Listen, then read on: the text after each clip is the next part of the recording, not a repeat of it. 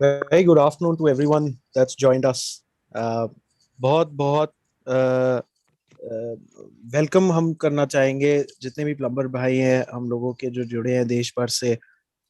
World plumbing day में आप सबको हम इनवाइट करते हैं फॉर दिस सेशन एंड आपको कॉन्ग्रेचुलेट करते हैं for this this auspicious day. मेरा नाम वरुण टंडन है, senior vice president at Indian plumbing skills council, and I would like to firstly invite General Chanda, COO, Indian Plumbing Skills Council, uh, to please come forward, um, give his best regards to everybody that's joined in today. And I do welcome Dr. Garg, Mr. Chandar, Mr. Hada, the officials from the Healthcare Sector Skill Council that have joined hands with us today in spreading this important message at this auspicious day. जय हिंद, जय भारत, नमस्कार। मैं Indian plumbing skill council की तरफ से आज इस शुभ अवसर वर्ल्ड प्लम्बिंग डे पर आप सबका स्वागत करता हूं।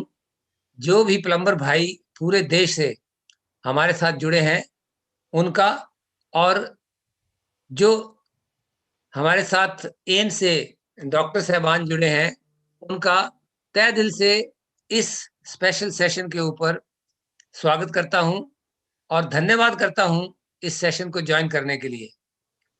जैसा कि आप सब जानते हैं कि ये एक ऐसा सेशन है जो कि पिछले 1 साल से पूरी दुनिया के अंदर इसने कोविड ने तबाही मचा दी है और काफी पूरी दुनिया को परेशान किया है। लेकिन अभी सबसे अच्छी न्यूज़ ये है कि ये अभी अच्छी तरह से कंट्रोल में आ गया है। काफी हद तक हमारी गवर्नमेंट ने और बाकी जो विदेश की गवर्नमेंट्स हैं उन्होंने इसके ऊपर कब्जा पा लिया है। लेकिन फिर भी हमें इसके ऊपर प्रिकॉशन लेनी है। जैसे कि प्रिकॉशन जो आम तौर पे आम सिटीजन को बताई गई हैं वो है मास्क लगाना, हाथ धोते रहना, 6 फुट की दूरी दूसरे व्यक्ति से बना के रखना। तो ये तो आम प्रिकॉशन है जो हर इंसान को पता है। लेकिन इस प्रोग्राम को आगे बढ़ाने के लिए और अपने प्लम्बर भाइयों को तक ये प्रोग्राम पहुंचाने के लिए हमने रिक्वेस्ट किया है एम्स में, और एम्स के डॉक्टर साहब हमारे जुड़े हैं हमारे साथ। सबसे पहले डॉक्टर राकेश गर्ग जो कि हमारे साथ आ गए हैं। मैं एक बार सबसे रिक्वेस्ट करूंगा कि डॉक्टर गर्ग साहब के लिए एक बार ताली बजाएंगे। डॉक्टर साहब, आपका बहुत बहुत स्वागत है इस प्रोग्राम में हमारे साथ जुड़ने के लिए। और आपकी जो एक्सपर्टाइज है, जो आपकी इस फील्ड में जानकारी है, उसका हम सब इससे लाभ उठाएंगे।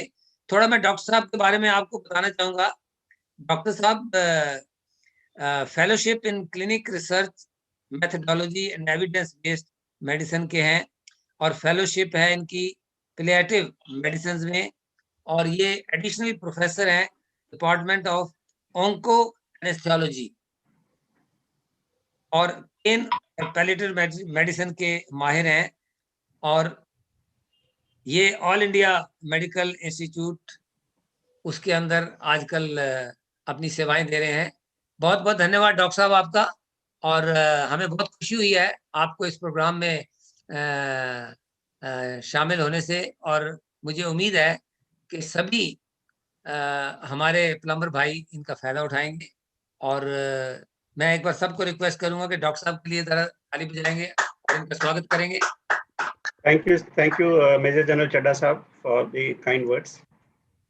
थैंक यू डॉक्टर साहब। साथ साथ ही हमारे साथ जुड़े हैं डॉक्टर विजय हांडा, और डॉक्टर विजय हांडा भी सर अभी विजय हांडा सर yet to join, तो we can start with the session with Dr. Rakesh Garg. तो meanwhile we can have Dr. जब विजय हांडा साहब जुड़ेंगे तो उनके भी हम व्यूज लेंगे। अभी मैं रिक्वेस्ट करता हूं डॉक्टर साहब को कि आप कोविड के बारे में जानकारी दीजिए और हमारे प्लम्बर भाइयों को इसके बारे में बताइए, इस खास शुभ दिन के ऊपर, जो कि आज वर्ल्ड प्लम्बर्स डे है। बहुत बहुत धन्यवाद डॉक्टर साहब, एंड बहुत बहुत धन्यवाद प्लम्बर भाइयों और इस सेशन में ज्वाइन करने के लिए। Thank you. जय हिंद, जय Bharat. Thank you, Major General Chadha Saab, for the kind words, and thank you सभी IPSC and Healthcare Skill Council dignitaries जिन्होंने मौका दिया कि आज वर्ल्ड प्लम्बिंग डे है और उसके उपलक्ष्य में जो आपका कॉन्फ्रेंस चल रहा है, इसके लिए मेरी तरफ से शुभकामनाएं। और साथ में कोविड का जो एक वातावरण है, कोविड की वजह से जो दिक्कतें चल रही हैं पिछले तकरीबन 1.25 साल से, उसके बारे में भी हम थोड़ा सा बात करेंगे। कैसे हम अपना जिस भी व्यवसाय में हैं, जो भी हम प्लम्बिंग का व्यवसाय को फॉलो कर रहे हैं, उसमें हम किस तरह से कुछ सावधानियां रख सकते हैं जो कि हमें कोविड से बचाने में भी मदद करेगा। और उसके बाद मेरे कुलीग डॉक्टर विजय हड्डा रहेंगे, जो कि आजकल वैक्सीनेशन ड्राइव शुरू हो गया था। पहले हेल्थ केयर वर्कर के लिए था, अभी पब्लिक के लिए भी खोल दिया गया है कुछ महीने में। वो बताएंगे कि किन पब्लिक में किन को वैक्सीनेशन लग सकता है, क्या वैक्सीन अवेलेबल है, क्या सावधानियां रखनी चाहिए वैक्सीनेशन के दौरान, और उसको कैसे लगवाया जा सकता है। उसके बारे में भी मेरे बाद डॉक्टर विजय हड्डा ज्वाइन करेंगे और वो आपको इस बारे में बताएंगे। मैं रिक्वेस्ट करूँगा कि अगर मुझे गुंजन मैम अगर अलाउ कर दे स्क्रीन शेयर करना, मैं एक स्लाइड शेयर करना चाहूँगा। जी sir, sure. Dr. Garg, you should be able to do that now. Perfect, thank you.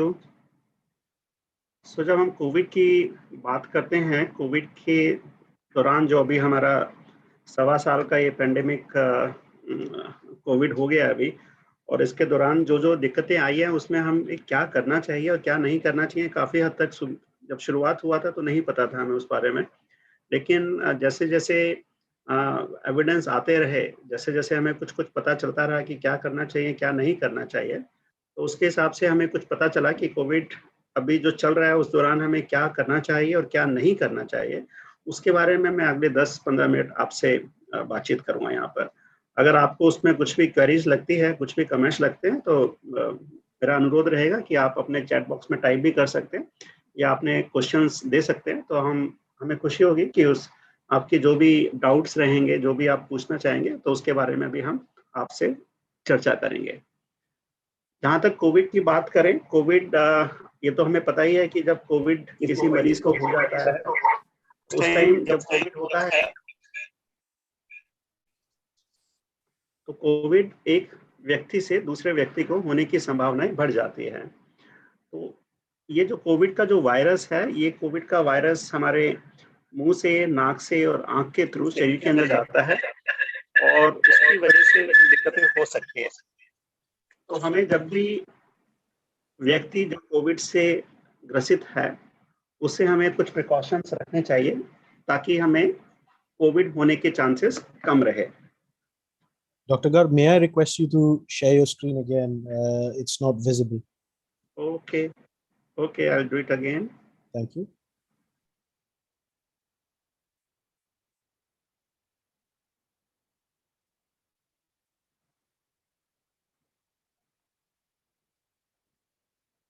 अभी स्क्रीन देख पा रहे हैं मेरी? Not yet, sir. नहीं, अभी it just says Dr. Garg has started screen sharing.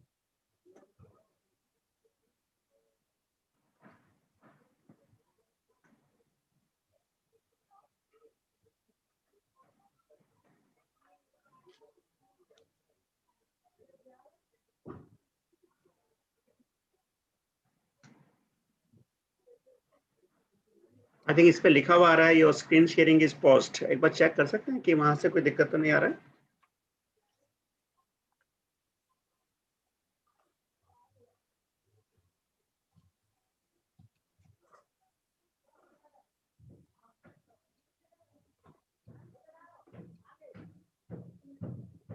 Looks all right from here. Just one second.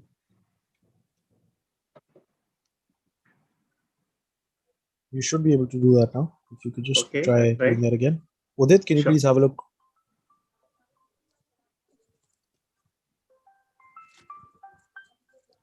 अभी Yes, आ now रहा it's है? visible. Thank you. सो जब हम बात करते हैं, थैंक यू जी, जब हम बात करते हैं कोविड-19 के बारे में या जो भी कोरोना वायरस डिजीज जिसको हम बोल रहे हैं, ये फैल सकता है जब कोई व्यक्ति जिसको कोविड है उसके अंदर जो वायरस है वो अगर छींकता है तो उसके जो उस वक्त वातावरण में ये वायरस रहता है या किसी सरफेस पे गिर जाता है तो उसको अगर हम टच करें और दूसरा व्यक्ति उसको उस वायरस को किसी भी माध्यम से अगर गले में, मुंह में, नाक में या आंखों के थ्रू ये वायरस हमारे शरीर के अंदर जा सकता है। तो ये चीजें अगर हम ध्यान रखें तो जो प्रिकॉशंस हैं उसको हम फॉलो करेंगे तो हमें कोविड-19 से होने के लिए बचाया जा सकता है। और उसका जो सीधा सा जो बिल्कुल एक तरीका है, prevention is better than cure जैसे हम बोलते हैं, तो आपको यहाँ पर अपनी सुरक्षा आपके हाथ में ही है। आपको कुछ छोटी छोटी चीजें ऐसे करनी है जिससे आपको कोविड से बचाया जा सकता है, कोविड से बच सकते हैं। वैक्सीन तो आ गया हमारे पास, उसके लिए डॉक्टर विजय अड्डा बात करेंगे थोड़ी देर के बाद। लेकिन साथ रखिए कि वैक्सीन का मतलब ये नहीं है कि हम बाकी सावधानियों को बंद कर दें। कुछ लोग पहले सोच रहे थे जिनको एक बार कोविड हो जाता है उनको दोबारा नहीं होगा क्योंकि इम्यूनिटी आ जाती है शरीर के अंदर, तो ऐसा भी नहीं है। तो कम्युनिटी भी काफी टाइम एक हो सकता है कि थोड़े समय के लिए रहे इन्फेक्शन होने के बाद, तो दोबारा कोविड के होने के चांसेस रहते हैं। तो इसीलिए हमें जो जो आप इस फोटोग्राफ में देख भी रहे हैं, तो ये कुछ कुछ चीजें हैं जो आपको ध्यान रखना है। मैं आपको एक एक करके इनके बारे में आपसे मैं बात करूंगा।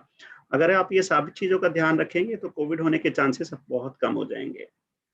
तो आई थिंक ये स्लाइड सबसे इम्पोर्टेंट स्लाइड है जहां पर हम बात करते हैं कि किस तरह से क्या ऐसे तरीके हैं जो कोविड होने से हमें रोकथाम करेंगे। तो इसको आप याद कर सकते हैं SMS, राइट? जैसे आप मोबाइल पे मैसेज करते हैं SMS का, तो उसी फॉर्म में इसको आप याद रख सकते हैं।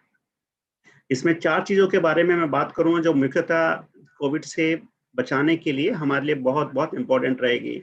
सबसे पहले सफाई का ध्यान रखना है, उसके बाद जो आप मास्क आजकल यूज कर रहे हैं उसको ध्यान में रखिए, सोशल डिस्टेंसिंग ताकि बीच में 2 गज की दूरी बनी रहे, और अगर बाई चांस किसी व्यक्ति को कोविड हो जाता है या उसके सिम्टम्स हैं तो अपने आप को हेल्थ एजेंसीज को रिपोर्ट करे और उसके बाद क्वारंटाइन करे और जो उनकी ट्रीटमेंट है उस ट्रीटमेंट को फॉलो करें।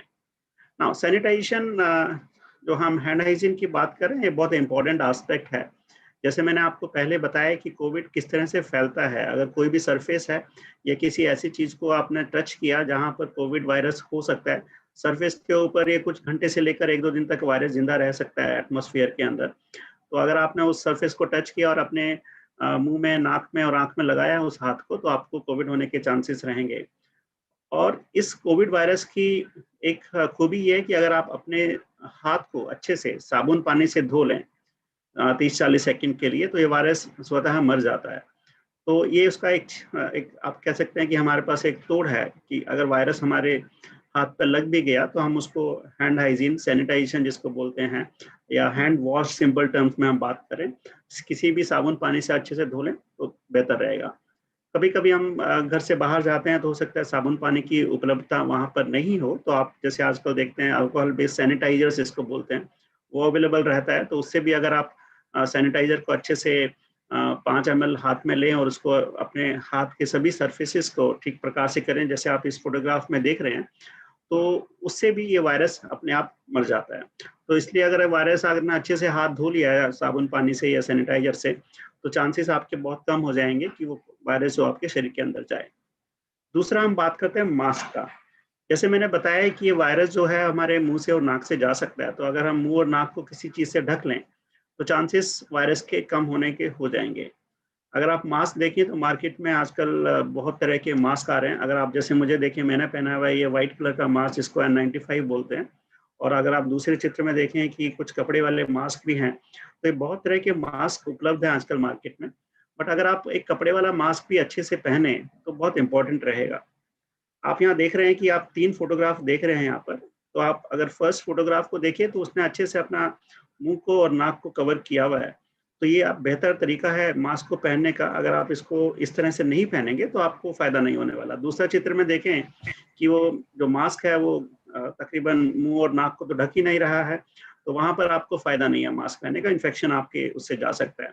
और इसको बार बार टच भी नहीं करना चाहिए, स्पेशली जब आप बाहर जा रहे हैं, बिकॉज अगर उस पर वायरस लगा होगा बाहर की तरफ, उसे आप टच करेंगे तो वो शरीर के दूसरे हिस्सों में लग सकता है। जैसे आप यहाँ जो लाल रंग से दिखाया गया है, तो अगर यहाँ वायरस लग जाएगा तो फिर दोबारा से जाने के चांसेस रहेंगे। तो आप कोई भी कपड़े का अच्छा मास्क लीजिए और उसको इस तरह से पहनिए कि आपका नाक और मुंह पूरी तरह से कवर हो जाए और ये टाइट रहे, मतलब जो आप देख रहे हैं ना साइड में जो स्पेस है, ये स्पेस ना रहे। तो अगर इस तरह से मास्क आप पहनेंगे तो आपको बहुत फायदा रहेगा, चांसेस इन्फेक्शन होने के बहुत कम हो जाएंगे।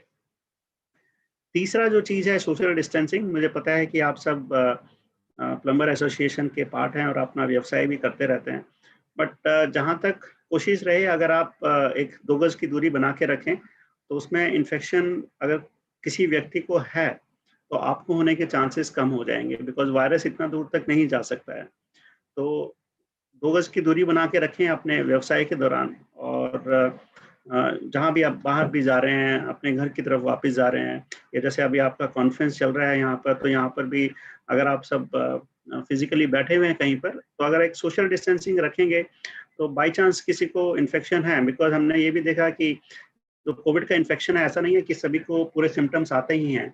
काफ़ी मरीज, तकरीबन 50 से 60% मरीज ऐसे होते हैं जिनको कुछ सिम्टम्स नहीं होते, ये हल्के फुल्के सिम्टम्स होते हैं, उनको पता भी नहीं चलता कि कोविड-19 है, लेकिन वो फैला सकते हैं दूसरों को इन्फेक्शन। तो आप ये एक सोशल डिस्टेंसिंग, 2 गज की दूरी जो हम बार बार बात करते हैं, ये बहुत ज़रूरी है, और इसको अगर आप मेंटेन करके रखेंगे तो अच्छा रहेगा। अभी कोशिश कीजिए जब तक कोविड वायरस हमारी कम्युनिटी से चला नहीं जाता तो ऐसे भीड़ भाड़ वाले इलाके में नहीं जाइए।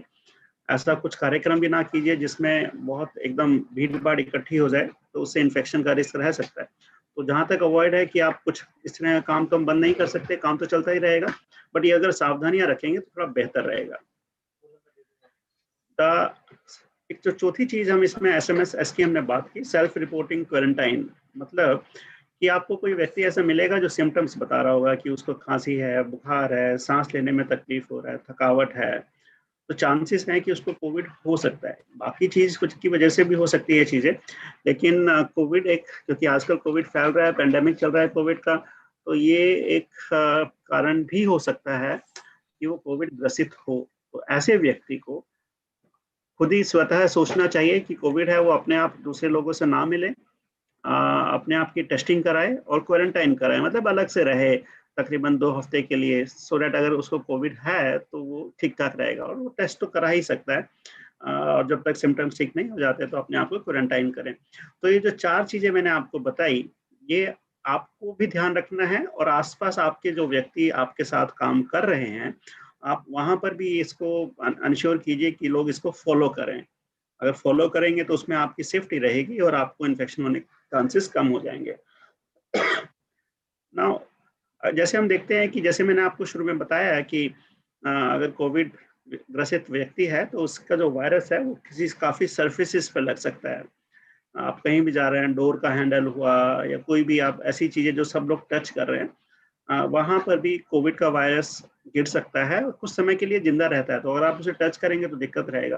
तो कोशिश यही कीजिए कि जब आप बाहर जाते हैं तो दूसरे व्यक्ति की चीज़ों को कम टच करें। टच करना पड़ रहा है तो जैसे मैंने शुरू में बताया, हैंड सैनिटाइजेशन, हाथ का सफाई रखें साबुन पानी से या सैनिटाइजर से, जो भी आप उपलब्ध है। साबुन पानी अच्छा रहता है क्योंकि आपका व्यवसाय ऐसा है कि हाथ पे कुछ थोड़ा बहुत गंदा लग सकता है, तो उस समय अगर आप साबुन पानी से करेंगे तो हाथ भी साफ रहेगा और वायरस भी वहाँ से हट जाएगा। तो ये जो चीज़ है मैंने आपको अभी बताई, इसको जस्ट एक समराइज करना चाहता हूँ मैं। आपको जो करना है अपने काम करते वक्त व्यवसाय में या घर में या अपने परिवार के अंदर, हाथ को अच्छे से धोइए, अच्छा सा एक मास्क पहनिए जो कि आपके मुंह को और नाक को कवर कर रहा हो। कोशिश कीजिए कि थोड़ा सोशल डिस्टेंसिंग मेंटेन करके रखें, और अगर कोई दिक्कत है तो आप अपने डॉक्टर को ज़रूर दिखाएं। कोशिश ये भी कीजिए कि अगर किसी व्यक्ति को इस तरह के सिम्टम्स हैं जो कोविड जैसे लग सकते हैं तो वो अलग रहे, आप उससे कांटेक्ट थोड़ा अवॉइड कीजिए। कोशिश कीजिए भीड़ भाड़ वाले इलाके में ना जाएं।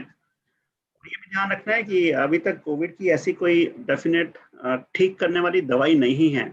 तो ऐसा नहीं है कि अगर आपको लगता है कोई ऐसी दवाई है जो आप खाएंगे और ठीक हो जाएगा कोविड, तो ऐसा नहीं है। वैक्सीनेशन शुरू हो गया, वैक्सीनेशन की भी अपनी लिमिटेशंस हैं। ऐसा नहीं है कि वैक्सीन लग जाएगा तो आप बिल्कुल अच्छे धड़ल्ले से कहीं भी घूम सकते हैं बगैर मास्क के, तो वो अभी संभव नहीं है। तो आप ये सारी चीज़ सावधानियां रखेंगे तो आपको काफ़ी अच्छा रहेगा। तो जस्ट अच्छे से मास्क पहनिए, अपने नाक को और मुंह को कवर करके रखिए ताकि वायरस आपके अंदर ना रहे। कुछ भी सिम्टम्स होते हैं उसको छुपाइए नहीं, अपने डॉक्टर से कंसल्ट कीजिए, कोशिश कीजिए भीड़ भाड़ वाले इलाके में ना रहें। यहाँ पर यह रहेगा कि ऐसे व्यक्ति से जिसको कोविड होने की संभावना है उनसे हाथ ना मिलाएं, नमस्कार करना ज़्यादा अच्छा रहेगा और 1-2 गज का दूरी बना के रखें। ये हैबिट काफ़ी जगह हमें देखने को मिलती है कि हम गंदगी फैलाते हैं, कहीं भी थूक देते हैं, गले में वायरस होता है, 2 वायरस तो फैलेगा, तो आप भी ना ये करें और किसी दूसरे को भी ना करने दें। तो ये आपकी एक ड्यूटी, मोरल रिस्पॉन्सिबिलिटी बनती है कि आप इसको ध्यान रखेंगे। जहाँ भीड़-भाड़ वाला एरिया ट्रैवल है, वहाँ पर थोड़ा सावधानी रखिए और कोशिश कीजिए कि आप मास्क तो पहने और हैंड हाइजीन का ध्यान रखेंगे वहाँ पर। अगर बीमारी हो जाती है तो इसका बीमारी जो हमने भारतवर्ष में देखा है कि यूजुअली ये बीमारी बहुत ज़्यादा सीवियर नहीं रहती मेजॉरिटी पेशेंट्स में, सिर्फ 100 में से 2, 3, 4 पेशेंट्स को ऐसा होता है कि उनको आईसीयू की रिक्वायरमेंट पड़ती है, बट बाकी मरीज तो काफ़ी स्टेबल और नॉर्मल ही रहते हैं। तो आप पैनिक ना कीजिए, अगर बीमारी हो जाती है रिपोर्ट कीजिए, डॉक्टर्स की सलाह के अनुसार वो जैसे आपको बताते हैं वैसे बताइए और अपने हाथ का सफाई रखें और उसको टच ना करें, क्योंकि वायरस तो इसी तरह से फैलता है और अगर आप इसको नहीं करेंगे तो वायरस नहीं फैलेगा, हमारे इन्फेक्शन होने के चांसेस कम हो जाएंगे। सो ये चीज़ आप बिल्कुल ध्यान में रखना है, आप इनको भूलना नहीं है, क्योंकि जैसे मैंने आपको शुरू में बताया, हम एक इंग्लिश में एक स्टेटमेंट यूज़ करते हैं, prevention is better than cure, right? सावधानी रखने में ही आपका कोविड से बचाव हो सकता है और इसको हमें रखना चाहिए। कुछ जो छोटे बच्चे होते हैं या जो बहुत बुजुर्ग लोग हैं, हमारे प्रेग्नेंट फीमेल्स हैं या जिनको बीमारियां जैसे डायबिटीज की बीमारी हो सकती है, हार्ट की प्रॉब्लम हो सकती है, कुछ इस तरह की दवाइयां ले रहे हैं जिससे बॉडी की इम्यूनिटी कम हो जाती है, कैंसर है, तो ये इस तरह के जो व्यक्ति हैं उनको कोविड होने की संभावना और उसकी जो शरीर पे प्रभाव है वो ज़्यादा हो सकता है। तो इनको थोड़ा सा ज़्यादा ध्यान रखना पड़ेगा, क्योंकि आपके घर में आपके बुजुर्ग माता पिता होंगे, तो उनको ये बीमारी अगर होती है तो थोड़ा सा दिक्कत वाली बात रहती है। तो ये सारी प्रिकॉशंस तो उनके लिए रहेगा ही रहेगा, उनको बल्कि ज़्यादा सावधानी रखनी चाहिए ताकि उनको ये बीमारी ना हो। और एक बार वैक्सीन लग जाएगा, धीरे धीरे कोविड कम होना शुरू हो जाएगा, तो फिर ये थोड़ा सा सेफ हो पाएंगे। तो कोविड बीमारी तो है, पेंडेमिक तो फैल रहा है, लेकिन घबराने की जरूरत नहीं है। हमारे पास काफ़ी सारे ऑप्शंस हैं और सबसे अच्छा ऑप्शन है कि अभी वैक्सीनेशन ड्राइव शुरू हो गया। संभावना यही रहेगी कि आने वाले समय में आप सभी को वैक्सीन लग पाए और इसकी वजह से जो जो इन्फेक्शन होने की वजह से दिक्कतें आ रही हैं उसके चांसेस बहुत कम हो जाएंगे। तो मैं यही गुजारिश करूंगा कि छोटी छोटी चीज़ों की सावधानियां रखिए और बिल्कुल स्वस्थ रहें, कोविड रहित रहें और अपने आप को वैक्सीनेशन कराएं। और अभी मेरे नेक्स्ट स्पीकर हैं डॉक्टर विजय हड्डा, जो कि कंसल्टेंट हैं एम्स में, department of pulmonary medicine and sleep disorders. वो काफ़ी एक्सपीरियंस है इस मामले में कि वैक्सीन कब किन को किस तरह से लगाई जाए, उनमें क्या सावधानियां रखना चाहिए, छोटे मोटे जो थोड़े बहुत वैक्सीन रिलेटेड कुछ इश्यूज आ सकते हैं उनको हमें कैसे मैनेज करना है, ये सब डॉक्टर विजय हड्डा हमें बताएंगे इस बारे में, जो कि इस चीज़ के एक्सपर्ट हैं। सो मेरी तरफ से बहुत बहुत शुक्रिया। आपको कॉन्फ्रेंस आप जो चल रही है उसके लिए मेरी शुभकामनाएं और आप सभी स्वस्थ रहें, कोविड रहित रहें और वैक्सीनेशन की तरफ अपने आप को प्रोसीड करें। Thank you and over to major general Chadha साहब।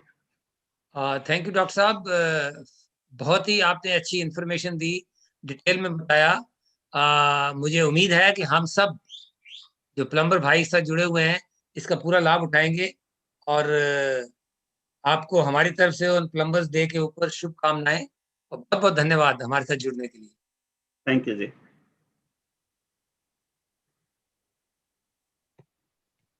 अब मैं रिक्वेस्ट करूंगा डॉक्टर विजय हांडा जी को कि वो अपने विचार रखें। और डॉक्टर विजय हांडा एम्स से हमारे साथ जुड़े हैं, ये एक एसोसिएट प्रोफेसर हैं pulmonary critical care and sleep medicine के, और बहुत ही अपने फील्ड में एक्सपर्ट हैं, माहिर हैं। और मैं इनका इस वर्ल्ड प्लम्बिंग डे के ऊपर बहुत बहुत स्वागत और धन्यवाद करता हूं, और साथ ही साथ उनसे रिक्वेस्ट करूंगा कि वो अपने विचार हमें बताएं, प्लम्बर भाइयों को बताएं, ताकि उसका हम सब लाभ उठा सकें। बहुत बहुत धन्यवाद डॉक्टर साहब, योर व्यूज प्लीज। बहुत बहुत धन्यवाद। सबसे पहले तो मैं आपका धन्यवाद करना चाहूँगा कि आपने हमें ये बोलने के लिए बुलाया। और दूसरा ये है कि कुछ बहुत चीज़ें तो डॉक्टर राकेश ने भी बहुत अच्छी तरह से समझाई हैं कोरोना से रिलेटेड, कि जो आमतौर पे हमें क्या क्या सावधानियां बरतनी चाहिए ताकि हम कोरोना से बचे रहें। डॉक्टर विजय हड्डा, आपका आवाज नहीं आ रही है आपकी। अब आ रही है? आवाज आ रही है सर? जी सर, डॉक्टर विजय आपकी आवाज आ रही है। हम बात करें पिछले 1 साल से हम इस बीमारी से जूझ रहे हैं। कभी केस कम होते हैं फिर दोबारा बढ़ जाते हैं। तो एक बार पिछले करीबन 1 महीने तक ऐसे लग रहा था कि शायद बीमारी कंट्रोल हो गई है। दिल्ली में भी केस लगभग 100 के बराबर आ गए थे। ऑल ओवर इंडिया में भी शायद कुछ हज़ार बच गए थे। लेकिन पिछले कुछ दिनों से वापस से वही लहर वापस बढ़ रही है। तो ऐसे में हमें कोई ऐसा कदम उठाना पड़ेगा जिससे इस बीमारी को ज़्यादा अच्छे तरीके से कंट्रोल कर सकें। और हम मेडिकल साइंस में एक चीज़ होती है कि जो वायरल इलनेस होते हैं या और कोई इलनेस होती है, अगर उसकी वैक्सीन बन जाए तो हमें लगता है कि ये सबसे कारगर उपाय हो सकता है किसी भी बीमारी को रोकने के लिए। तो इसी के तहत ये हुआ है कि कोविड के लिए भी एक अच्छी खबर है कि पिछले कुछ दिनों में कुछ वैक्सीन आई है मार्केट में, जिनमें से 2 काफ़ी यूज हो रही हैं इंडिया में, और कुछ और हैं जो बाहर विदेशों में हैं। तो इंडिया में कुछ वैक्सीन जैसे 16 मार्च से शुरू हुई थी, बल्कि 16 फरवरी से, और पिछले 1-2 महीने में काफ़ी यूज हो रही हैं। कुछ शुरू में कुछ प्रॉब्लम्स भी थी, लोगों के दिमाग में कुछ हिचकिचाहट थी कि भाई ये नई वैक्सीन आई है, लगानी है नहीं लगानी है। तो बहुत सारे सवाल हैं ऐसे वाले। तो हम वैक्सीन से ही संबंधित कुछ जो उसके आस्पेक्ट हैं या कुछ महत्वपूर्ण पहलूज हैं उनको कवर करने की कोशिश करेंगे। तो आई थिंक सबसे ज़रूरी जो पहलू आता है कि भाई हमें वैक्सीन क्यों चाहिए, क्यों ना हम ऐसे ही रहें, वैक्सीन की क्या ज़रूरत है। तो आप लोगों ने पिछले 1 साल में देखा होगा कि जो कोविड बीमारी है उसका कोई अभी तक कोई इलाज तो निकला नहीं है, और हमने सारे मेजर करके देख लिए, फिर भी पूरी जड़ से एक बीमारी नहीं जा रही है। और जैसे नहीं जा रही है तो किसी एक भी आदमी को बचती है तो वो दूसरे को लग जाती है, दूसरे से 2 से 4 को लगती है, 4 से 8 को लगती है, 8 से 64 को लगती है। तो ऐसे बीमारी फैलती रहती है। और दूसरा जो ये कोविड है, इसका इन्फेक्शन रेट, मतलब एक आदमी से दूसरे फैलने की जो ताकत है बहुत ज़्यादा है। एक आदमी करीबन 3 से 4 लोगों को और ग्रसित कर सकता है। तो उसी की वजह से ये जो केस हैं बढ़ते रहते हैं उसके नंबर।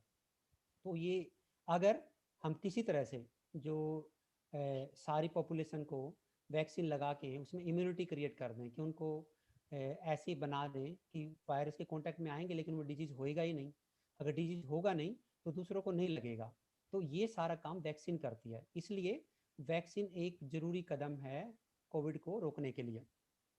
एक चीज़ आपने बार बार सुनी होगी जब आप कुछ भी पेपर पढ़ते हैं या टीवी पे बोलते हैं या किसी कॉन्फ्रेंस में सुना होगा, हार्ड इम्यूनिटी। तो हार्ड इम्यूनिटी कुछ नहीं है, एक ऐसी समझो कि एक रोग से लड़ने की क्षमता है कि हम अपने चारों तरफ जो पॉपुलेशन है उसको सबको हम उस रोग से लड़ने की क्षमता क्रिएट कर दें उसके अंदर। तो बोलते हैं कि अगर करीबन 60 से 70% लोगों में इम्यूनिटी आ जाए किसी भी बीमारी के खिलाफ, तो फिर वो बीमारी ज़्यादा फैलती नहीं है। तो वैक्सीन एक वो काम कर सकती है कि हम एक बार में ही एक गिवन टाइम में सारी पॉपुलेशन को वैक्सीन दे दें, तो हर्ड इम्यूनिटी हो सकती है और उससे बीमारी फैलने का खतरा ना के बराबर हो जाता है। तो इसलिए वैक्सीन बहुत ज़रूरी है। ये हम सबको ध्यान रखना है कि वैक्सीन एक इम्पोर्टेंट स्टेप है कोविड को रोकने के लिए। दूसरा फिर एक जो सवाल हमारे दिमाग में आता रहता है कि भाई हम पेपर में पढ़ते हैं या टेलीविज़न पे देखते हैं या रेडियो पे सुनते हैं कि कहीं मॉडर्ना का वैक्सीन है, कहीं फाइजर का वैक्सीन है, कभी कोवैक्सीन है, कभी कोविशील्ड है, कहीं रशियन मेड है, कोई और इतने सारे ये जो वैक्सीन हैं। तो कौन कौन सी वैक्सीन है? तो देखिए ऐसे तो डॉक्टर्स के लिए तो बहुत सारी वैक्सीन हैं जो कुछ मार्केट में आ गई हैं, कुछ रिसर्च में हैं। के लिए या आप लोगों के लिए 2 वैक्सीन का नाम ही काफ़ी है जो ज़रूरी है उनके बारे में जानना। एक तो कोवैक्सीन है, एक कोविशील्ड है। तो इन 2 वैक्सीन के बारे में थोड़ा सा हम बता देते हैं। कोवैक्सीन जो कोरोना की जो वैक्सीन है, ये बेसिकली कोरोना वायरस जो होता है उसको किल किया हुआ है, मतलब मारा गया या इनएक्टिवेट किया है।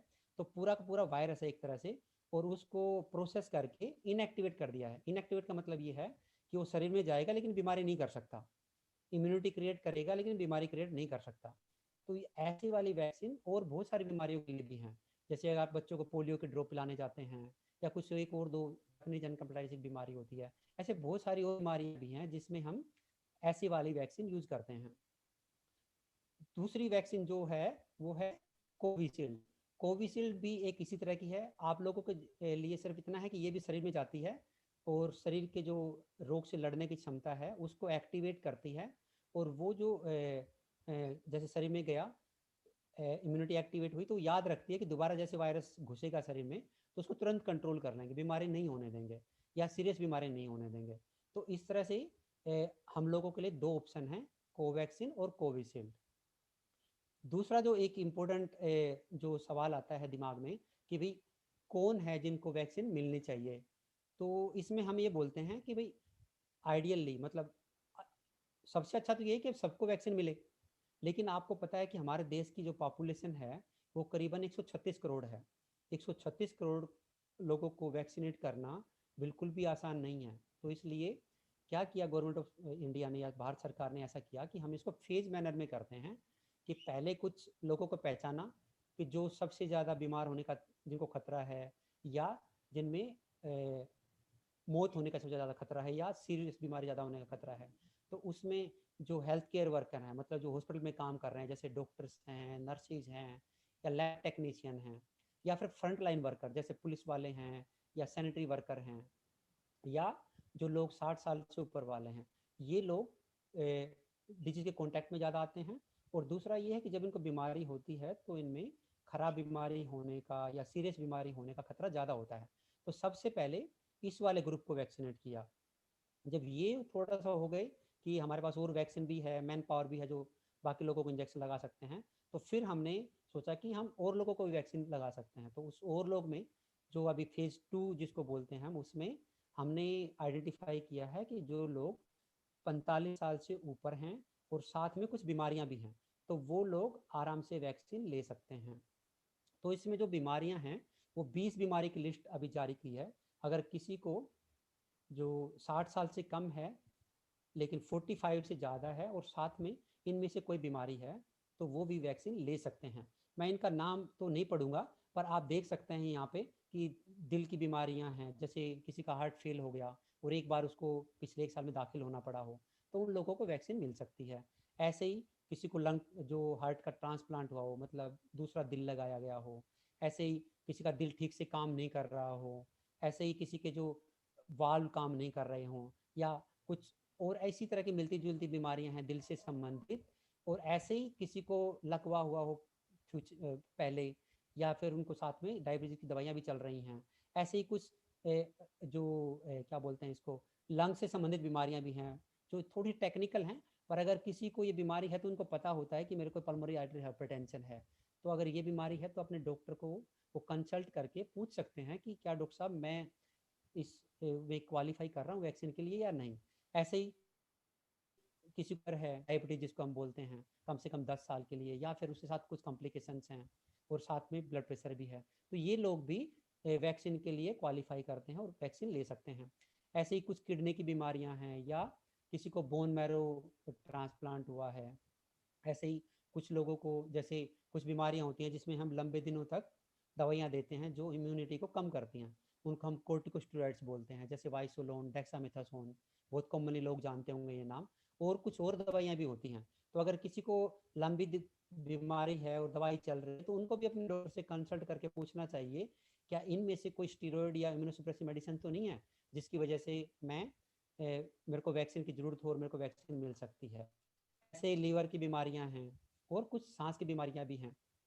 तो जिसको भी ये बीमारियां हैं वो अपने डॉक्टर से कंसल्ट करके पूछ सकते हैं कि क्या मुझे वैक्सीन लेनी चाहिए और क्या वो बीमारी इस 20 बीमारियों की लिस्ट में है जो वैक्सीन लेने के लिए भी चिन्हित किए गए हैं या पहचाने गए हैं। फिर एक दूसरा एक चीज इम्पोर्टेंट है कि हमसे लोग पूछते रहते हैं कि वो कौन सा ग्रुप है जिसको वैक्सीन नहीं दे सकते। तो इस बारे में अभी मैं यही कहूँगा, एक तो जो ऐसे वाला ग्रुप है जिसमें अभी तक हमें पता ही नहीं कि वैक्सीन काम करेगी या नहीं करेगी, कुछ साइड इफेक्ट तो नहीं होंगे। तो ऐसे वाले ग्रुप हैं जैसे जो महिलाएं, गर्भवती महिलाएं हैं, या जो अपने बच्चे को दूध पिला रही, जो माताएं जो अपने बच्चे को दूध पिलाती हैं, या जो बच्चे हैं, स्पेशली बच्चे और जिनकी उम्र 18 साल से कम है। तो इन वाले लोगों में अभी तक वैक्सीन का ट्रायल ही नहीं हुआ है, तो हमें पता ही नहीं है कि इनमें वैक्सीन काम करेगी नहीं करेगी, नुकसान होगा फ़ायदा होगा। तो इन लोगों को अभी वैक्सीन नहीं दे रहे हैं। फिर जो अगली बात आती है कि भाई वैक्सीन हम दे ले तो रहे हैं, पर इसका इफेक्ट कैसा आता है, क्या ये हमें रोकेगी बीमार होने से, क्या करेगी? तो एफिकेसी के बारे में हम बोलते हैं, देखो ये इतने सारे जो वैक्सीन हैं तो उसमें बोलते हैं कि भाई एफिकेसी कब बोलेंगे, या तो वो हमें कोरोना होने से बचाए, एक चीज़ सबसे अच्छा तो यही है कि हमें वैक्सीन लें और हमें कोरोना होए ही ना, वो तो सबसे अच्छा है। दूसरा ये हो सकता है कि आपको कोरोना की वैक्सीन मिली, आपको इन्फेक्शन हुआ लेकिन इन्फेक्शन सीरियस नहीं हुआ, तो उसको भी हमें एफिकेसी मानना चाहिए। तो एफिकेसी में ये बोलते हैं कि जो कोविशील्ड है या कोवैक्सीन है, ये करीबन 80% लोगों को कोरोना से बचाते हैं। तो ये मान लो कि जैसे हमने 100 लोगों को कोरोना की वैक्सीन दी है, तो उनमें से करीबन 80 लोगों को कोरोना होने का चांस कम हो जाएगा। और बाकी लोगों में भी ऐसा पाया गया कि अगर कोरोना हो गया तो बहुत सीरियस नहीं होगा, उनको हो सकता है कि आईसीयू की जरूरत ना पड़े या हॉस्पिटल में दाखिल होने की जरूरत ना पड़े, एक चीज़। दूसरा ये है कि कोरोना से जो इस वैक्सीन से हमें और भी फायदे हैं, क्योंकि क्या होता है कि जब मान लो कि हमें वैक्सीन लगी है, हमें कोरोना का वायरस अंदर जाएगा तो हमें सीरियस बीमारी नहीं होगी, सीरियस बीमारी नहीं होगी तो हम खांसी कम करेंगे, खांसी कम करेंगे तो जो हम वायरस जो हमारे खांसी करते हुए निकलता है, जिसको हम ड्रॉपलेट इन्फेक्शन बोलते हैं, तो दूसरों को नहीं लगेगा। तो ये इनडायरेक्टली फ़ायदा करता है कि हम दूसरों से बीमारी, मतलब एक आदमी से दूसरों को बीमारी नहीं लगेगी, तो वो भी एक इसका फ़ायदा है। बाकी जो दो वैक्सीन है, मॉडर्ना और एस्ट्राजेनेका वाली, उनके बारे में मैं बात नहीं कर रहा, लेकिन मोर और लेस उनकी भी एफिकेसी इतनी है जितनी कि कोविशील्ड या कोवैक्सीन की है। तो आप बिल्कुल भी शंका में ना रहें कि जो विदेशों में जो वैक्सीन मिल रही है वो ज़्यादा अच्छी है और हमें जो वैक्सीन मिल रही है वो कम अच्छी है, ऐसा बिल्कुल भी नहीं है। फिर तीसरा जो चीज़ जो उभर के जो आता है, जो मैं बार बार बात करता हूँ लोगों से या लोग हमसे पूछते हैं कि भाई जो हम वैक्सीन ले रहे हैं इनके कोई बुरा असर तो नहीं है शरीर के ऊपर, जिसको हम साइड इफेक्ट बोलते हैं। तो इस बारे में मैं एक ही बात कहना चाहूँगा कि अभी तक करीबन करीबन 2 करोड़ से ज़्यादा लोगों को वैक्सीन मिल चुकी है और ज़्यादातर लोगों में कोई भी सीरियस साइड इफेक्ट नहीं हुआ है। सीरियस साइड इफेक्ट को हम क्या बोलेंगे कि भैया तो कोई डेथ हो जाए या किसी को बहुत ही सीवियर एलर्जी हो जाए जिसकी वजह से उनको हॉस्पिटल में दाखिल करना पड़ा हो, जैसे कई लोगों का ब्लड प्रेशर कम हो सकता है या कोई ऐसे, तो उसको हम सीरियस साइड इफेक्ट बोलते हैं। तो ऐसे गिन चुन के कुछ एक लोगों का ऐसा हुआ है, नहीं तो करीबन 2 करोड़ को मिल गया और ज़्यादातर को कुछ नहीं हुआ। ज़्यादातर लोगों को जो होता है, जो हमें कंप्लेन करते हैं, बोलते हैं कि जहाँ पे इंजेक्शन लगाया था वहाँ पे पेन हुआ है, थोड़ा बहुत स्वेलिंग हो सकता है। दूसरे कुछ लोगों ने बोला है कि भाई हमें बुखार हो गया, गला खराब हो गया, बॉडी पेन कर रही है। तो इन साइड इफ़ेक्ट्स को हम बिल्कुल माइनर मानते हैं, ये कोई सीरियस साइड इफ़ेक्ट नहीं होते। अगर हम उसमें सिर्फ पैरासीटामोल भी लें, जो क्रोसिन का गोली हम बोलते हैं या पैरासीटामोल बोलते हैं, उसको लेने से तुरंत ठीक हो जाते हैं। तो बिल्कुल भी घबराने की ज़रूरत नहीं है, साइड इफ़ेक्ट इनके ना के बराबर हैं। और जो टीम आपको इंजेक्शन दे रही है उसको पहले ट्रेन किया जाता है कि अगर कोई साइड इफेक्ट होता है तो कैसे मैनेज करते हैं। और इस वैक्सीन का तो एक और भी अच्छी बात है कि हमने मैंडेटरी किया हुआ कि ये जरूरी है, ये बिल्कुल हमें वो बनाया गया है रूल कि किसी को भी वैक्सीन मिलेगी तो उसको आधा घंटा हमें वहीं पे रख के ऑब्जर्व करना है किसी भी साइड इफेक्ट के लिए। तो ये एक बहुत अच्छी चीज़ है। तो साइड इफेक्ट के बारे में डरने की बिल्कुल भी ज़रूरत नहीं है। फिर एक वो इम्पोर्टेंट चीज़ जो आती है, बहुत सारे मिथ्स, मिथ मतलब कि भाई कोई भी कुछ भी बोल देता है कि वैक्सीन ये करेगा, वैक्सीन वो करेगा। जैसे कुछ दिन पहले किसी उसने मेरे से पूछा था कि डॉक्टर साहब हमने सुना है कि वैक्सीन से तो इम्पोर्टेंसी हो जाती है। किसी ने पूछा कि इससे कैंसर होता है। किसी ने कहा कि डॉक्टर साहब मैंने सुना है कि तो वायरस है, अंदर डीएनए में जाएगा और हमारा डीएनए ही चेंज हो जाएगा। तो देखिए जो भी ये हैं भ्रांतियां हैं या जो शंकाएं हैं जो व्हाट्सएप पे या फेसबुक पे या हम कानाफूसी से जो हम सुनते हैं, इसका कोई भी आधार नहीं है। और अभी तक कोई भी ऐसा डाटा नहीं है या कोई भी ऐसा तथ्य निकल के नहीं आया है जिससे हम ये बोलें कि वैक्सीन लेने से इम्पोर्टेंसी हो जाती है या कैंसर होते हैं या कोई डीएनए में चेंज आता है। तो इन बातों के ऊपर बिल्कुल ध्यान ना दें। अगर आप वैक्सीन के उसको क्राइटेरिया में आते हैं कि आपको वैक्सीन मिल सकती है, तो निधड़क होकर निडर होकर जाएं और वैक्सीन लगवाएं। और दूसरा एक इम्पोर्टेंट चीज़ है कि जो हमें नहीं भूलना है, वो ज़्यादातर पार्ट डॉक्टर राकेश ने अच्छी तरह से कवर किया है, पर हमें नहीं भूलना है कि वैक्सीन लगने के बाद भी हमें वो सारे एहतियात बरतने हैं जो डॉक्टर राकेश ने बताए हैं। वो भी हमें हेल्प करेंगे कि हम कोरोना को आगे फैलने से रोकें। जैसे कि बार बार हाथ धोना है, सोशल डिस्टेंसिंग या फिजिकल डिस्टेंसिंग रखनी है, फेस को बार बार टच नहीं करना है, खांसी या छींकें आती हैं तो उस टाइम पे मुंह को ढक लेना है, चाहे रुमाल से ढकें। अगर रुमाल नहीं है तो आप अपने हाथ से ऐसे करके छींकें या खांसी करें। और बीड़ी सिगरेट स्मोकिंग से बिल्कुल दूर रहें। जब तक हो सके ट्रैवल ना करें, घर में ही रहें तो बहुत अच्छी बात है। इससे हमें हेल्प मिलेगी कि बीमारी आगे ना फैले।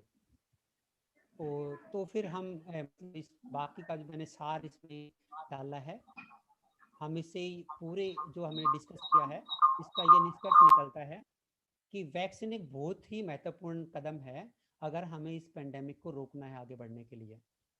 तो ये बहुत ही ज़रूरी कदम है। और मैं चाहूँगा कि जो जिस भी तरीके से आप कंट्रीब्यूट कर सकते हैं, प्लीज़ इसमें आगे आके कंट्रीब्यूट कीजिए, अपना सहयोग दीजिए। और दूसरा जो एक महत्वपूर्ण बात मैं संदेश जो देना चाहता हूँ वो ये है कि दोनों वैक्सीन जो चल रही हैं वो बिल्कुल सेफ हैं, कोई भी उनका बड़ा साइड इफेक्ट नहीं है। और बहुत ही उनकी एफिकेसी भी अभी तक जो डाटा आप आ रहा है वो एफिकेसी भी है, मतलब असरकारक भी हैं वो।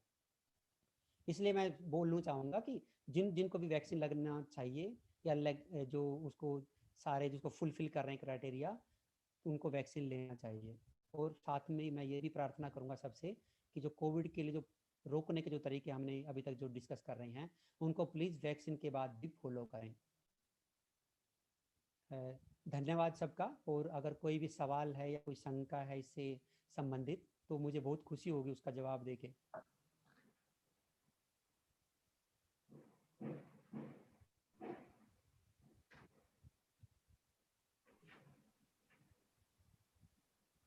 डॉक्टर साहब, मेरा एक क्वेश्चन है जो कि आम जनता भी सबसे पूछती है कि ये जो अभियान चलाया है हमारी गवर्नमेंट ने वैक्सीन लगाने का, तो हमारी प्रोडक्शन कितनी है और कितना समय लगेगा जब तक कि हमारे ऑल एलिजिबल सिटीजन्स को ये वैक्सीन लग जाएगी? इसका भी कोई अंदाजा आप बताइए, कितना समय तक लगेगा? देखिए ये सवाल आपका बहुत ही महत्वपूर्ण है। पहले तो ये देखो, जो प्रोडक्शन का कैपेसिटी है वो ठीक है, कैपेसिटी लिमिटेशन हमेशा होती है, पर आजकल की जो टेक्नोलॉजी है उसमें प्रोडक्शन का बहुत ज़्यादा लिमिटेशन नहीं है। आप इस बात का अंदाज़ा लगा सकते हैं कि हम अपने देश को भी वैक्सीनेट कर रहे हैं, साथ साथ में हम अपनी कैपेसिटी को ध्यान में रखते हुए दूसरे देशों को भी वैक्सीन भेज रहे हैं। तो मेरे को लगता नहीं कि वैक्सीन का इतना डेफिशिएंसी है।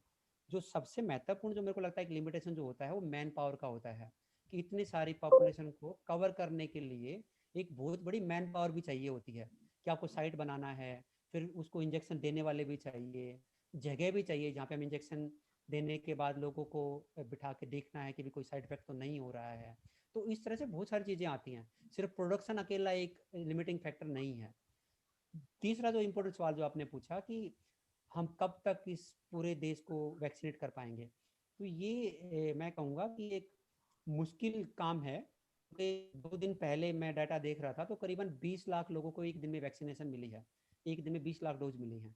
तो अब 20 लाख से भी कर को अगर इसी स्पीड से भी हम करें तो आप अंदाज़ा लगा सकते हैं कि एक दिन में 20 तो करीबन 5 दिन में 1 करोड़ और प्लस में 500 तो करीबन 500 दिन हमें कम से कम लगेंगे एक डोज देने के लिए। तो काफ़ी लंबा रास्ता है, पर हम रोजाना अपनी कैपेसिटी को एक्सपेंड कर रहे हैं।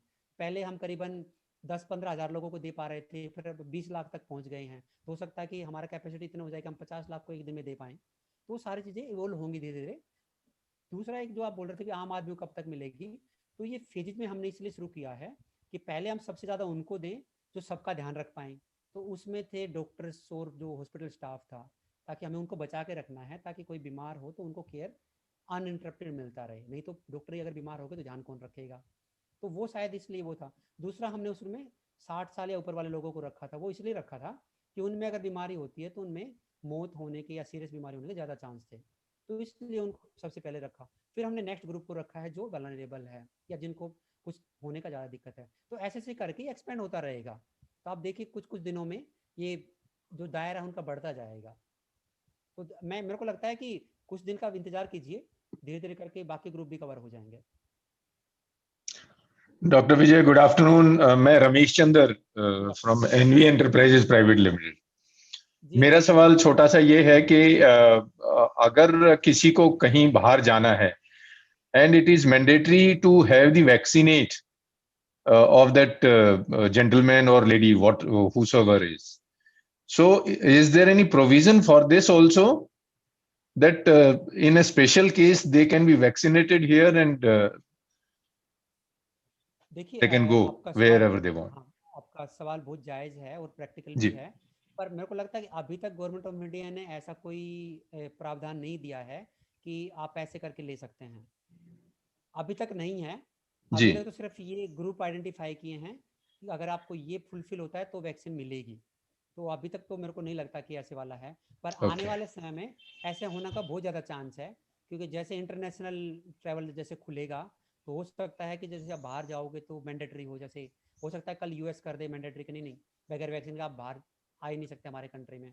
हो सकता है इंडिया भी ऐसे कर दे कि पहले आप वैक्सीनेशन सर्टिफिकेट दिखाइए जब आइए। पर अभी आज तक के लिए मैं बता रहा हूँ, अभी तक ऐसा कोई रूल नहीं आया है कि आपका वैक्सीनेशन मैंडेटरी है। थैंक यू डॉक्टर विजय।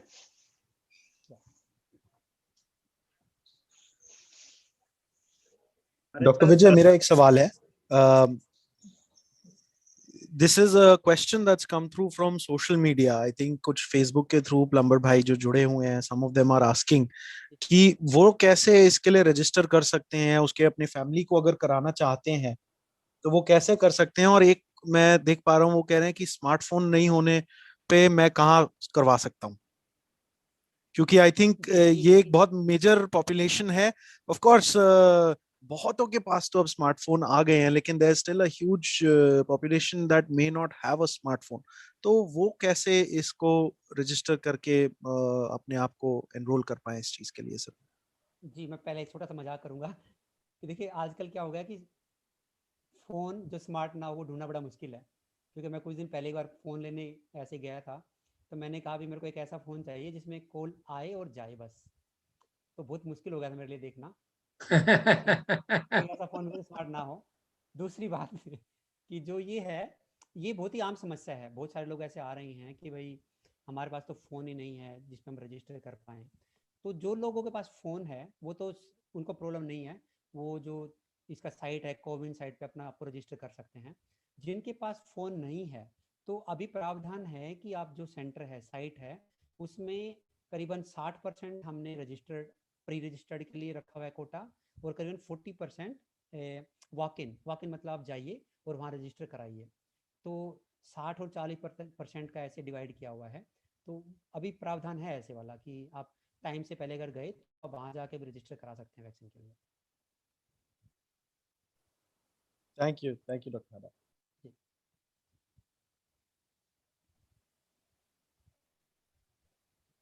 हमारे साथ डॉक्टर मेघा अग्रवाल हैं HSSC से, जिनके पास कुछ सवाल हैं और वो भी कुछ कोविड के रिलेशन में शेयर करना चाहती हैं। Doctor Megha Agarwal please. Doctor Vijay, आप स्क्रीन शेयर बंद कर सकते हैं क्या? जी बिल्कुल।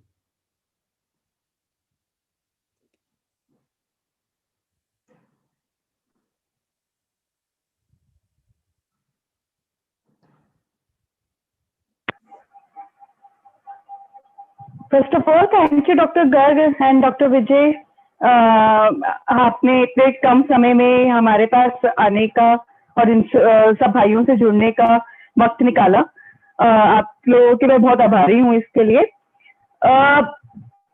एक छोटा सा सवाल है कि हम जो है ये तो आपने बताया कि हमें प्रिवेंशन करना है, हमें ये सब स्ट्रैटेजीज अपनानी है, हमें वैक्सीन भी लेना चाहिए, मगर वो उसके लिए सब भाइयों को अगर हम ये बता सके कि हम ये कोविन जो प्लेटफॉर्म है उस पर कैसे रजिस्टर कर पाएंगे और उसमें थोड़ा सा अगर आप थोड़ा सा उस पर भी एक छोटी सी झलक हमें बता सके कि कैसे हम उस पर रजिस्टर कर पाएंगे और कैसे जो है एक नंबर पे हम कितने रजिस्ट्रेशन कर सकते हैं, कितने किस तरह से अगर जाना है, किसी के पास अगर कोई फैसिलिटी नहीं है तो और क्या फैसिलिटीज गवर्नमेंट दे रही है उसके लिए, थोड़ा सा उस पर भी अगर आप बताएं तो बहुत अच्छा रहेगा।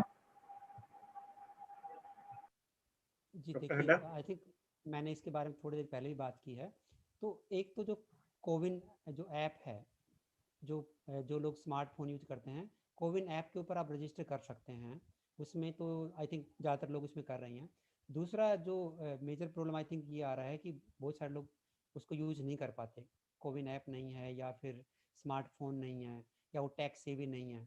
तो उस केस में मैंने अभी जैसे बताया था, कोई ज़्यादा घबराने की बात नहीं है। आप सीधा साइट पे जा सकते हैं, पर आपको थोड़ा टाइम से जाना पड़ेगा। और करीबन 40% जो हमने वहाँ का कोटा रखा होता है एक दिन का, जैसे मान लो कि हमने साइट को दिया हुआ कि आप 100 वैक्सीन लगाओगे आज एक दिन में, तो 60 हमने पर रजिस्टर्ड के लिए रखी हुई हैं और 40 ऑन द स्पॉट रजिस्ट्रेशन के लिए रखी हुई हैं। तो आप देख लीजिए, चांस काफ़ी ज़्यादा है कि अगर आप जाओगे तो आपका वहाँ पे जाके ऑन स्पॉट भी रजिस्ट्रेशन हो सकता है और आपको वैक्सीन मिल जाएगी।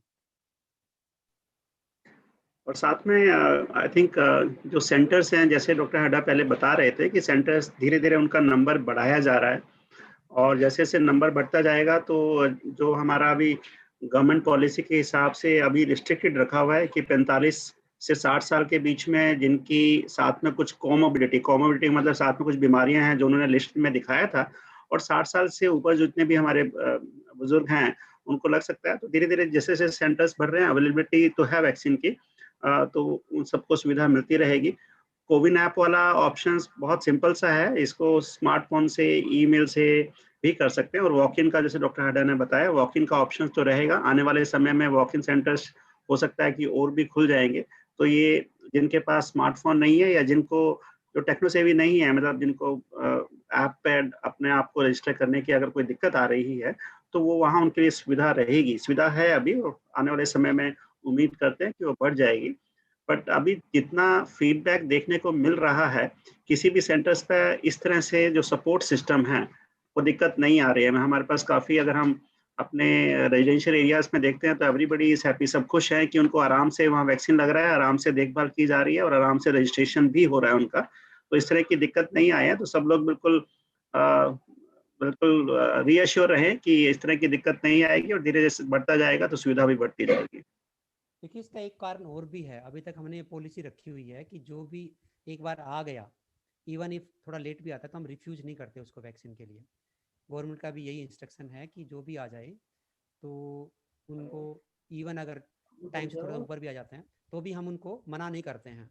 कई बार ऐसा होता है कि लोग 4 बजे पहुँचते हैं, जबकि हम बोलते हैं नहीं नहीं, हम 4 o'clock तक रजिस्टर करेंगे। लेकिन कई बार ऐसा होता है कि 4:30 बजे भी कोई आया, तो भी हम उनको मना नहीं करते, कोई नहीं आ गया तो चलो, हम कोई भी नहीं, हम वेट कर लेंगे, आपको वैक्सीन देके ही भेजेंगे।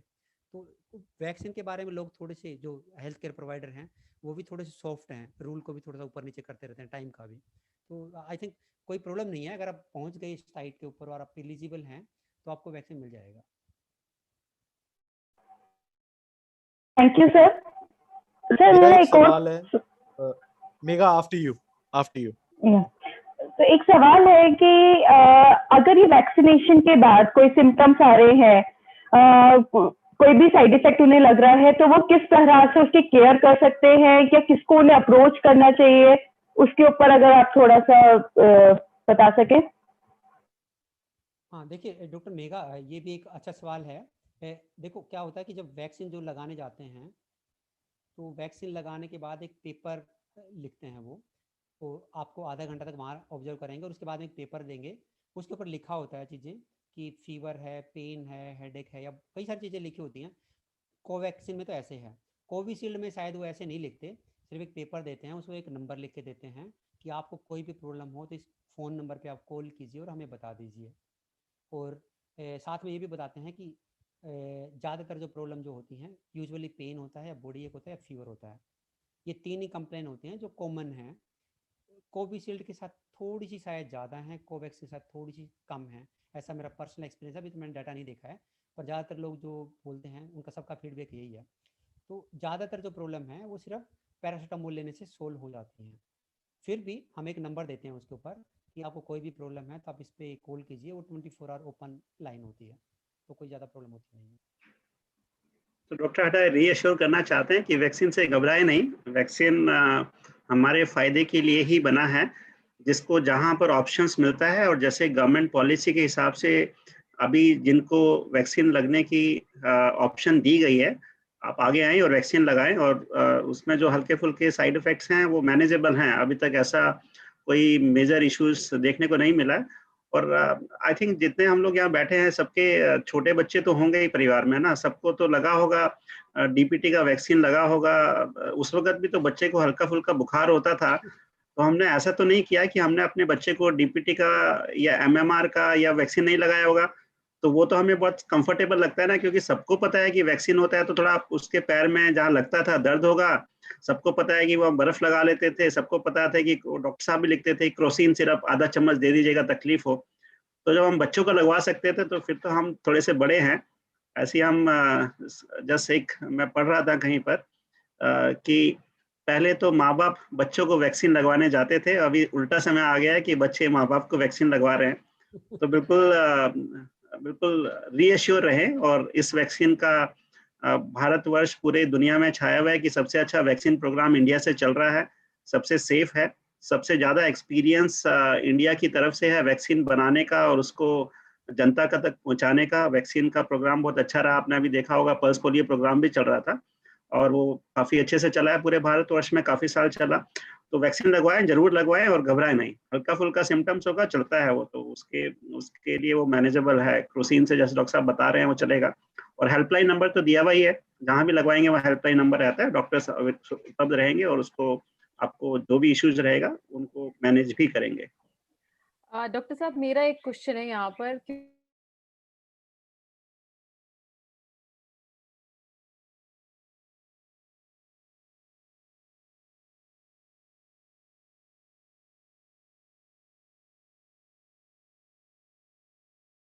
और वर्क्स, तो अगर हमारा नंबर भी जल्दी आए, आपके पास कुछ प्लानिंग होगी कि आई मीन बिलो 40 जो लोग हैं उनको कब तक वैक्सीनेशन का नंबर आएगा, तो हम लोगों को भी थोड़ा सा तसल्ली रहेगा।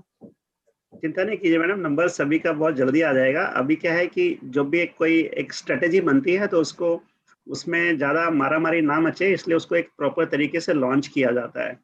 जी। तो अभी पहले हेल्थ केयर वर्क को रखा जो कि हाई रिस्क में थे, अभी दूसरा ग्रुप लिया जो कि हाई रिस्क में जनरल पब्लिक थी।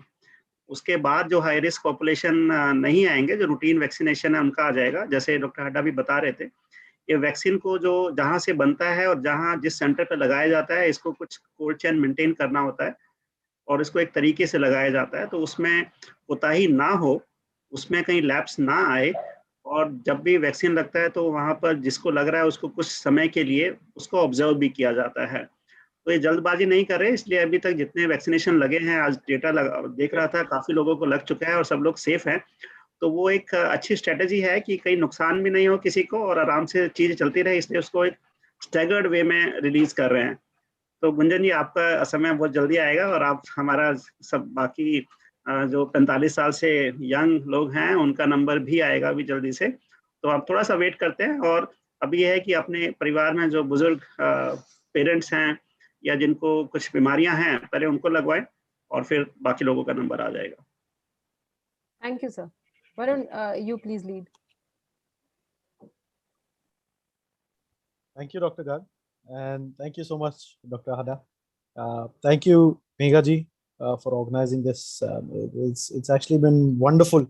बहुत सारे प्लम्बर भाइयों के फेसबुक और हम लोगों के जो सोशल मीडिया चैनल्स हैं, I think this was an important session to be held, because बहुत सारे सवाल होते हैं जब ऐसी कोई मुहिम गवर्नमेंट करती है। एंड बहुत आभारी हैं हम आप लोगों के कि आप लोगों ने आके इन सवालों के जवाब दिए हैं। It becomes very easy to be able to get these information across through these kind of channels. And आप लोग आए यहाँ पे, आके आपने जो एक्सप्लेन किया है, आई एम श्योर बहुत बेनिफिशियल रहा होगा for the workforce that would be hearing this. I appreciate your time again. Thank you and I would like to now invite General Chadha for closing remarks. मुझे ये बताते हुए बहुत खुशी हो रही है और मैं तहे दिल से डॉक्टर राकेश गर्ग और डॉक्टर विजय हांडा का धन्यवाद करता हूं। और जो पॉइंट्स आपने बताए हैं मैं आपको एश्योर करता हूं कि हमारे सब प्लम्बर भाई इनका पूरा ध्यान रखेंगे और हम सब जिन्होंने सुना है हमारे लिए बहुत यूजफुल है। और साथ ही मैं मेघा जी का भी धन्यवाद करता हूं जिन्होंने ये स्पेशल सेशन आईपीएससी के लिए ऑर्गेनाइज किया है। और आप भी सब स्वस्थ रहें, खुश रहें, ये मेरी शुभकामनाएं हैं। और आज आप सबको के साथ वर्ल्ड प्लम्बिंग डे मनाकर हमें अत्यंत खुशी हुई है। बहुत बहुत धन्यवाद एंड जय हिंद एंड जय भारत।